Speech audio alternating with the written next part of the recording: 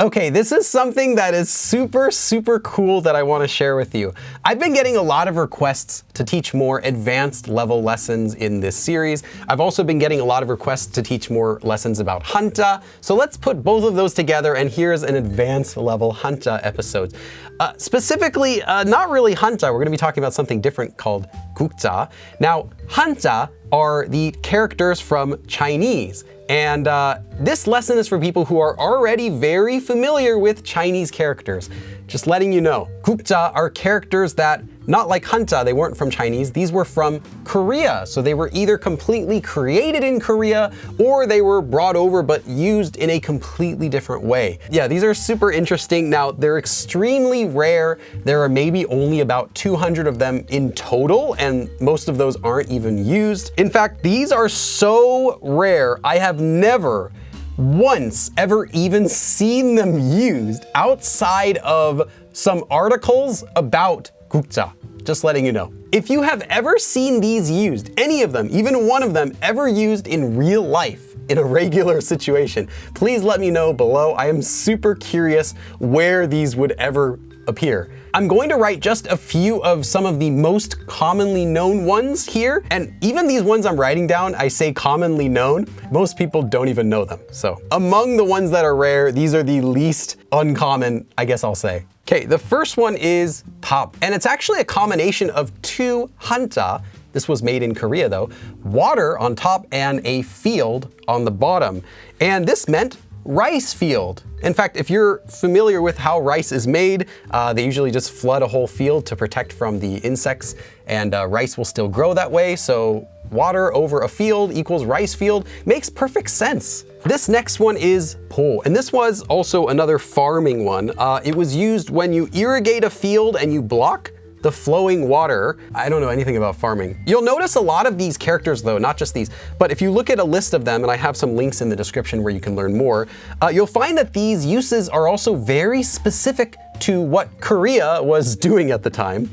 So a lot of rice farming, you can tell, and you will not see them as a result. You're not gonna see these used though anymore. They're simply, it's not necessary to use top or po anymore for Hanja anyway. This next one though is super cool. This one is actually a Hanja. So this one is a regular Chinese character, but it's different. Normally in Chinese, this character just meant a skewer. I think the reading was like chuan or something like that. If anyone knows Chinese, please let me know how you read this in China. But in Korea, it had a completely different meaning. In Korean, this was 곧. And the meaning it had specifically was, it was used to mean a rounded piece of land with sand on it that stretches out into the ocean. But in modern day, this word is actually the root of several words that are still used today. You might be familiar with 닭, 꼬치, chicken, 꼬치. 꼬치 meaning skewer, but it originally came from this word. If you haven't tried 닭꼬치, definitely try it, it's amazing. Okay, the next one is my absolute favorite though. This one is pronounced as kok or kok. There was a famous guy named Im Gukjang, and he's basically like he was the leader of a large rebellion of people, and they were rebelling against high taxes. It was in, let's see, 1559 to 1562. Thank you, Wikipedia. This one is super cool.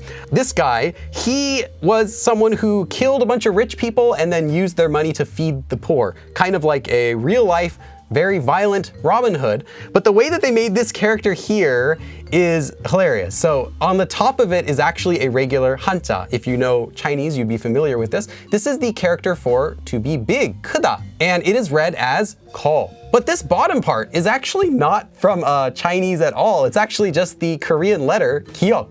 See, this letter right here. So what it is they took this character to get the call sound, and then they added a 기역 here, kok.